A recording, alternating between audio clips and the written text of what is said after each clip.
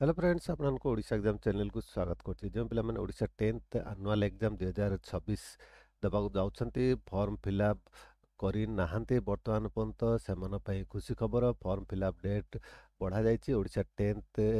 Exam form fill up 2025-26 पई last date बढ़ा जाइछि जहा कि थिला 22 नवेम्बर 2025 आसंतु लास्ट डेट केबे रहिछि केते तारीख पर्यंत वृद्धि करा जाइछि जानिबा ता पूर्व जदि वर्तमान पर्यंत आम चैनल को सब्सक्राइब करना सब्सक्राइब करने तो पाखे बेल आइकन दबाको भूलिबेनि देखो जदि लेटेस्ट इनफॉरमेशन आपन जानिया चाहते तेबे odishaexams.com वेबसाइट को आसिले आपण ए पोस्ट लिंक पाइबे पोस्ट लिंक ए पोस्ट रे आपण डिटेल्स बा लेटेस्ट अपडेट पाई जिबे देखंतु कोन आसीछि गोटे आर्टिकल मैट्रिक परीक्षा फॉर्म पूरण अवधि नवेम्बर 28 को वृद्धि माध्यमिक शिक्षा परिषद बोर्ड पक्षर वार्षिक हाईस्कूल सर्टिफिकेट परीक्षा मैट्रिक बा राज्य मुक्त विद्यालय सर्टिफिकेट परीक्षा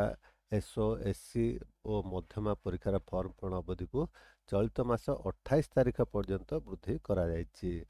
फॉर्म पूरण समय सीमा वृद्धि पर बहु स्कूल कर्तृपक्ष अनुरोध कर बोर्ड पक्षर एभली निष्पत्ति ग्रहण करा जायछि पूर्व मैट्रिक मुक्त विद्यालय मध्य फॉर्म पूरण अवधि नवेम्बर 22 थिला राति 11:45 पर्यंत रही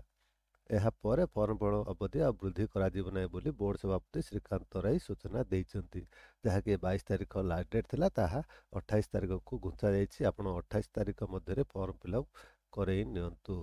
ଏହିପରି ଭାବରେ ଜାଣିପାରିଲେ ଆପଣଙ୍କର ଫର୍ମ ଫିଲ୍ଅପ୍ର ଲାଷ୍ଟ ଡେଟ୍ କେବେ ଆଶା କରୁଛି ଭିଡ଼ିଓଟି ଆପଣ ନିଶ୍ଚୟ ଭଲ ହେଇଥିବ ସାଙ୍ଗସାଥିମାନଙ୍କୁ ସେୟାର କରିବା ଭୁଲିବେନି ଆପଣ ଆମ ଭିଡ଼ିଓ ଦେଖୁଥିବାରୁ ବହୁତ ବହୁତ ଧନ୍ୟବାଦ।